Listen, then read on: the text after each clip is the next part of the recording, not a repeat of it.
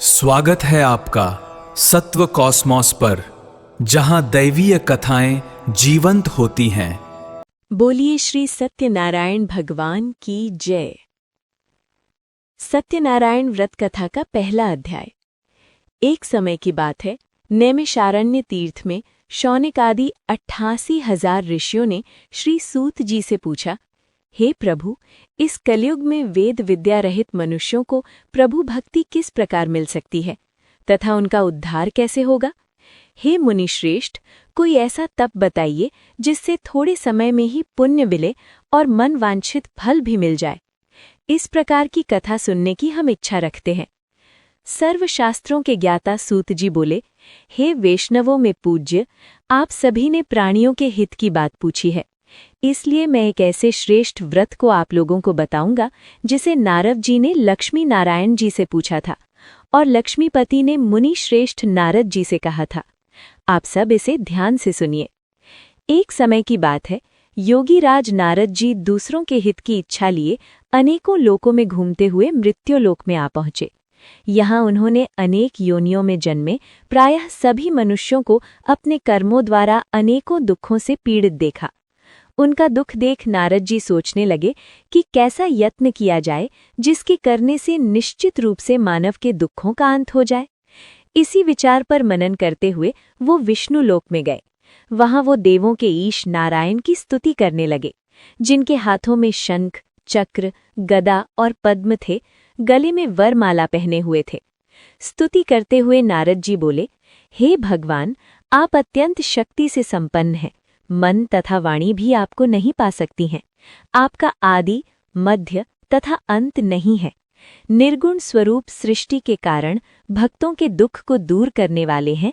आपको मेरा नमस्कार है। नारद जी की स्तुति सुन विष्णु भगवान बोले, हे मुनिश्रेष्ठ, आपके मन में क्या बात है? आप किस काम के लिए पधारे हैं, उसे निःसंकोच कहो। इस पर नारद मुनि बोले कि मृत्युलोक में अनेक योनियों में जन्मे मनुष्य अपने कर्मों के द्वारा अनेकों दुखों से दुखी हैं। हे नाथ, आप मुझ पर दया रखते हैं तो बताइए कि वो मनुष्य थोड़े प्रयास से ही अपने दुखों से कैसे छुटकारा पा सकते हैं। श्री हरि बोले, हे नारद, मनुष्यों की भलाई के लिए तुमने बहुत अच्छी बात पूछी है। जिसके करने से मनुष्य मोह से छूट जाता है, वो बात मैं कहता हूँ, उसे सुनो। स्वर्गलोक व मृत्युलोक दोनों में एक दुर्लभ उत्तम व्रत है जो पुण्य देने वाला है। आज प्रेमवश होकर मैं उसे तुमसे कहता हूँ। श्री सत्यनारायण भगवान का ये व्रत अच्छी तरह विधान पूर्वक करके मनुष्य तुरंत ही यहाँ सुख भोग कर मरने पर मोक्ष पाता है। श्री हरि के वचन सुन नारद जी बोले कि उस व्रत का फल क्या है और उसका विधान क्या है? ये व्रत किसने किया था? इस व्रत को किस दिन करना चाहिए? सभी कुछ विस्तार से बताएं। नारद की बात सुनकर श्री हरि बोले, दुख व शोक को दूर करने वाला, ये सभी स्थानों पर विजय दिलाने वाला है। मानव को भक्ति व श्रद्धा के साथ शाम को श्री सत्यनारायण की पूजा धर्मपरायण होकर ब्राह्मणों व बंधुओं के साथ करनी चाहिए। भक्ति भाव से ही नैवेद्य, केले का फल, घी, दूध और गेहूं का आटा सवाया लें। गेहूं के स्थान पर साठी का आटा, शक्कर तथा गुड़ लेकर व सभी भक्षण योग्य पदार्थों को मिलाकर भगवान का भोग लगाएं। ब्राह्मणों सहित बंधु बांधवों को भी भोजन कराएं। उसके बाद स्वयं भोजन करें। भजन कीर्तन के साथ भगवान की भक्ति में लीन हो जाएं। इस तरह से सत्यनारायण भगवान का ये व्रत करने पर मनुष्य की सारी इच्छाएं निश्चित रूप से पूरी होती हैं। इस कलिकाल अर्थात कलयुग में मृत्युलोक में मोक्ष का यही एक सरल उपाय बताया गया है। श्री सत्यनारायण व्रत कथा का पहला अध्याय संपूर्ण। बोलिए श्री सत्यनारायण भगवान की जय। सत्यनारायण भगवान की व्रत कथा का दूसरा अध्याय। सूत जी बोले, हे ऋषियों, जिसने पहले समय में इस व्रत को किया था उसका इतिहास कहता हूँ, ध्यान से सुनो। सुंदर काशीपुरी नगरी में एक अत्यंत निर्धन ब्राह्मण रहता था। भूख प्यास से परेशान वो धरती पर घूमता रहता था।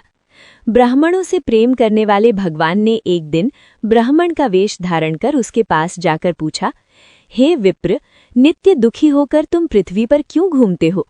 दीन ब्राह्मण बोला, मैं निर्धन ब्राह्मण हूँ, भिक्षा के लिए धरती पर घूमता हूँ। हे भगवान, यदि आप इसका कोई उपाय जानते हैं तो बताइए। वृद्ध ब्राह्मण कहता है कि सत्यनारायण भगवान मनोवांछित फल देने वाले हैं, इसलिए तुम उनका पूजन करो। इसे करने से मनुष्य सभी दुखों से मुक्त हो जाता है।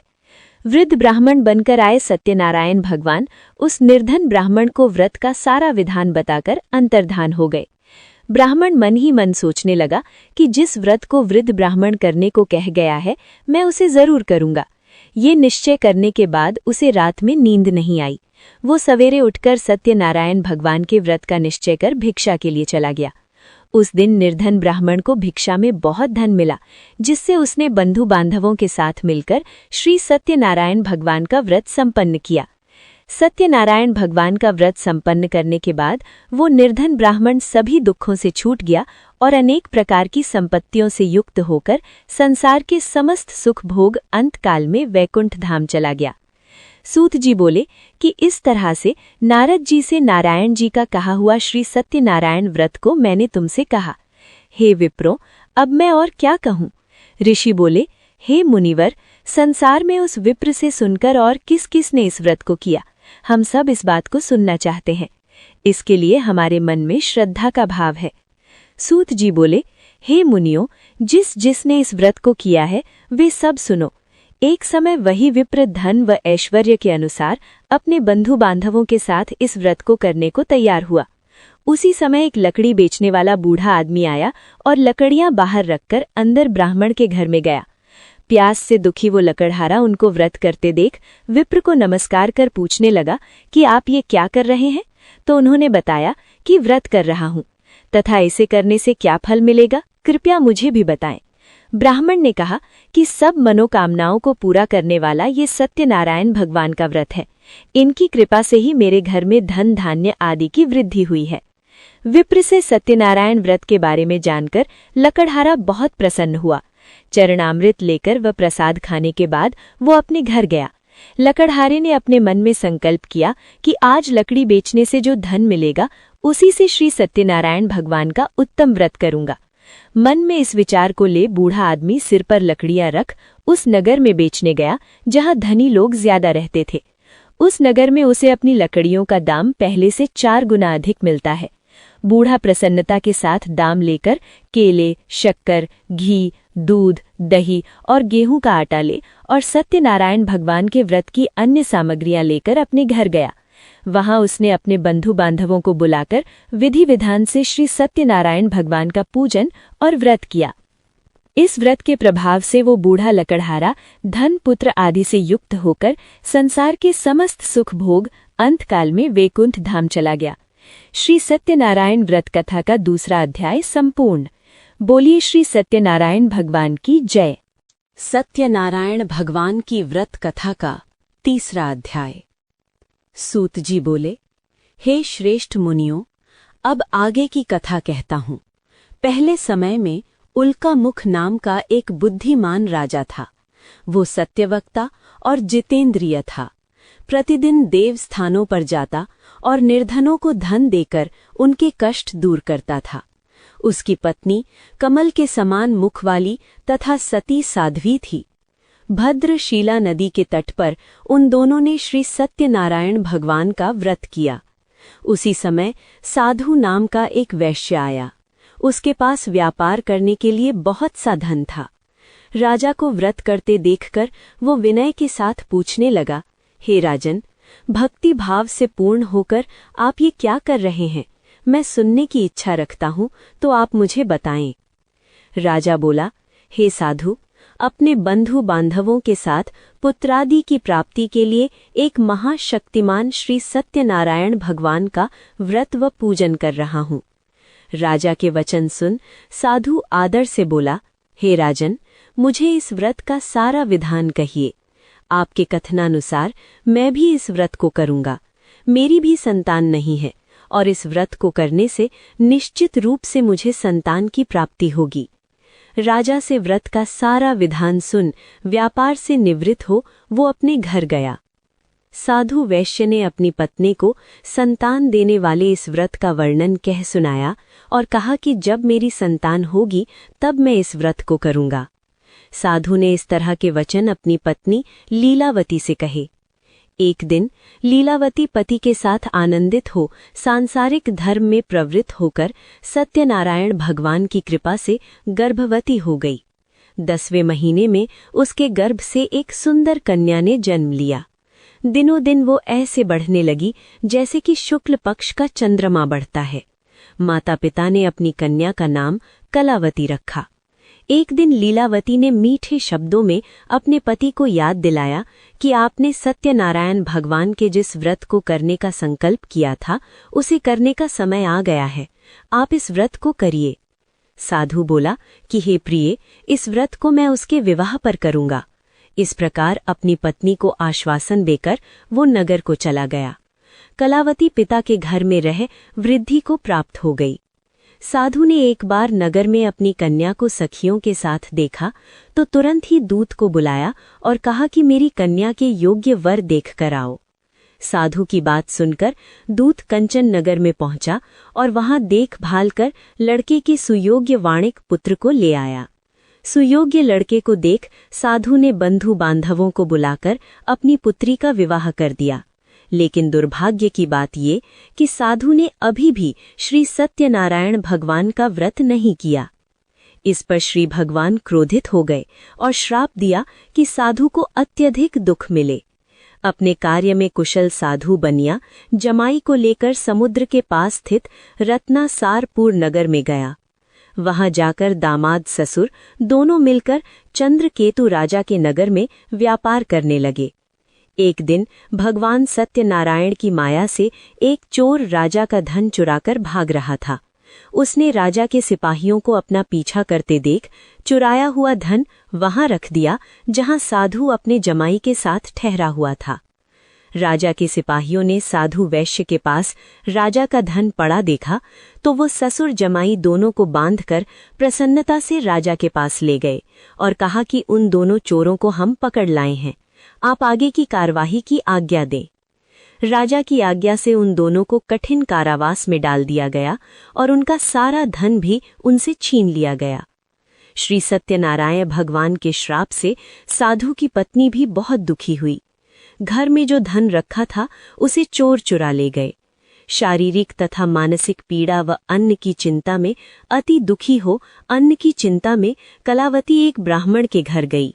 वहां उसने श्री सत्यनारायण भगवान का व्रत होते देखा, फिर कथा भी सुनी। वो प्रसाद ग्रहण कर वो रात को घर वापस आई।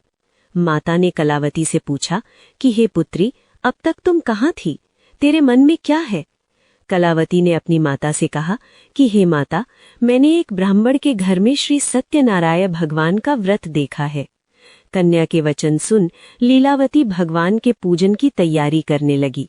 लीलावती ने परिवार व बंधुओं सहित सत्यनारायण भगवान का पूजन किया और उनसे वर मांगा कि मेरे पति तथा जमाई शीघ्र घर आ जाएं। साथ ही ये भी प्रार्थना की कि हम सबका अपराध क्षमा करें। श्री सत्यनारायण भगवान इस व्रत से संतुष्ट हो गए और राजा चंद्रकेतु को स्वप्न में दर्शन दे कहा कि हे राजन, तुम उन दोनों वैश्यों को छोड़ दो और तुमने उनका जो धन लिया है उसे वापस कर दो। अगर ऐसा नहीं किया तो मैं तुम्हारा धन, राज्य व संतान सभी को नष्ट कर दूंगा। राजा को ये सब कहकर वो अंतर्धान हो गए। प्रातःकाल सभा में राजा ने अपना स्वप्न सुनाया, फिर बोले कि बणिक पुत्रों को कैद से मुक्त कर सभा में लाओ। दोनों ने आते ही राजा को प्रणाम किया। राजा मीठी वाणी में बोला, हे महानुभावों, भाग्यवश ऐसा कठिन दुख तुम्हें प्राप्त हुआ है, लेकिन अब तुम्हें कोई भय नहीं है। ऐसा कहकर राजा ने उन दोनों को नए वस्त्राभूषण भी पहनाए और जितना धन उनका लिया था उससे दुगुना धन वापस कर दिया। दोनों वैश्य अपने घर को चल दिए। इति श्री सत्यनारायण व्रत कथा का 3रा अध्याय संपूर्ण। बोलिए श्री सत्यनारायण भगवान की जय। सत्यनारायण भगवान की व्रत कथा का 4था अध्याय। सूत जी बोले, वैश्य ने मंगलाचार कर अपनी यात्रा आरंभ की और अपने नगर की ओर चल दिए। उनके थोड़ी दूर जाने पर एक दंडी वेशधारी ने उनसे पूछा, हे साधु, तेरी नाव में क्या है? अभिमानवश वैश्य हंसता हुआ बोला, हे दंडी, आप क्यों पूछते हो? क्या धन लेने की इच्छा है? मेरी नाव में तो बेल व पत्ते भरे हैं। वैश्य के कठोर वचन सुन भगवान बोले, हे वणिक पुत्र, तुम्हारा वचन सत्य हो। दंडी ऐसे वचन कहकर वहां से दूर चले गए। कुछ दूर जाकर समुद्र के किनारे बैठ गए। दंडी के जाने के बाद साधु वैश्य ने नित्य क्रिया के पश्चात नाव को ऊंची उठते देखकर अचंभा माना और नाव में बेल पत्ते आदि देख वो मूर्छित हो जमीन पर गिर पड़ा। मूर्छा खुलने पर वो अत्यंत शोक में डूब गया। तब उसका दामाद बोला कि आप शोक न मनाएं, ये दंडी का शाप है, इसलिए हमें उनकी शरण में जाना चाहिए, तभी हमारी मनोकामना पूरी होगी। दामाद की बात सुन वो दंडी के पास पहुंचा और अत्यंत भक्तिभाव नमस्कार करके बोला कि मैंने आपसे जो जो असत्य वचन कहे थे उनके लिए मुझे क्षमा दे। ऐसा कहकर वो महान शोकातुर हो रोने लगा। तब दंडी भगवान बोले, हे वणिक पुत्र, मेरी आज्ञा से बार बार तुम्हें दुख प्राप्त हुआ है, तू मेरी पूजा से विमुख हुआ। साधु बोला कि हे भगवान, आपकी माया से ब्रह्मा आदि देवता भी आपके रूप को नहीं जानते, तब मैं अज्ञानी कैसे जान सकता हूँ। आप प्रसन्न होइए, अब मैं सामर्थ्य के अनुसार आपकी पूजा करूंगा। मेरी रक्षा करो और पहले के समान नौका में धन भर दो। साधु वैश्य के भक्तिपूर्वक वचन सुनकर भगवान प्रसन्न हो गए और उसकी इच्छा अनुसार वरदान देकर अंतर्धान हो गए। ससुर जमाई जब नाव पर आए तो नाव धन से भरी हुई थी। फिर वहीं अपने अन्य साथियों के साथ सत्यनारायण भगवान का पूजन कर अपने नगर को चल दिए। जब नगर के नजदीक पहुंचे तो दूत को घर पर खबर करने के लिए भेज दिया। दूत साधु की पत्नी को प्रणाम कर कहता है कि मालिक अपने दामाद सहित नगर के निकट आ गए हैं। दूत की बात सुन साधु की पत्नी लीलावती ने बड़े हर्ष के साथ सत्यनारायण भगवान का पूजन किया और अपनी पुत्री कलावती से कहा कि मैं अपने पति के दर्शन को जाती हूँ, तू कार्य पूर्ण कर शीघ्र आ जा।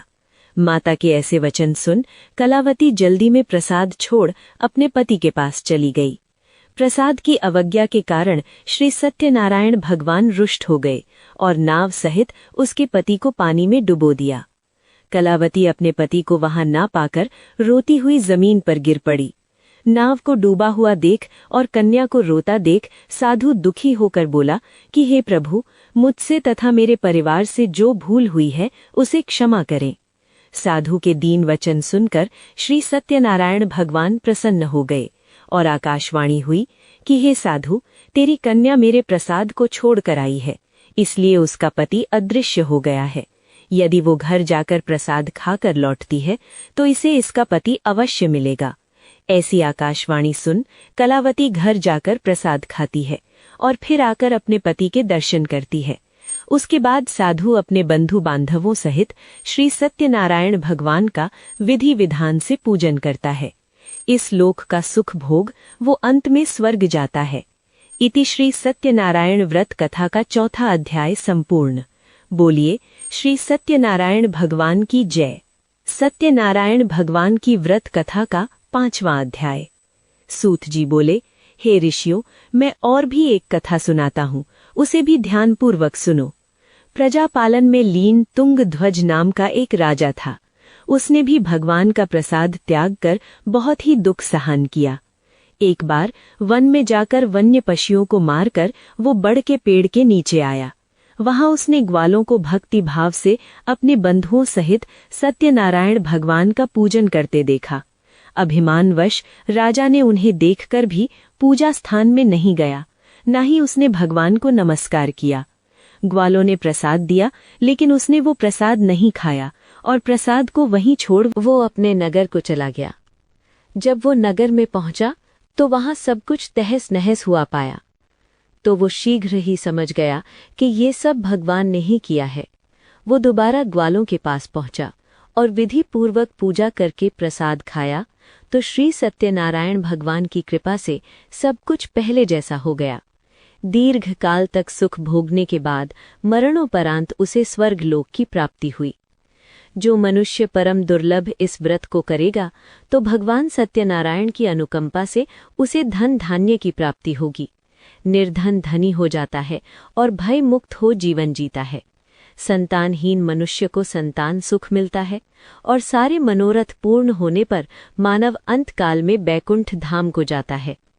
सूत जी बोले, जिन्होंने पहले इस व्रत को किया है, अब उनके दूसरे जन्म की कथा कहता हूँ। वृद्ध शतानंद ब्राह्मण ने सुदामा का जन्म लेकर मोक्ष की प्राप्ति की। लकड़हारे ने अगले जन्म में निषाद बनकर मोक्ष प्राप्त किया। उल्का मुख नाम का राजा दशरथ होकर बैकुंठ को गए। साधु नाम के वैश्य ने मोरध्वज बनकर अपने पुत्र को आरे से चीरकर मोक्ष पाया।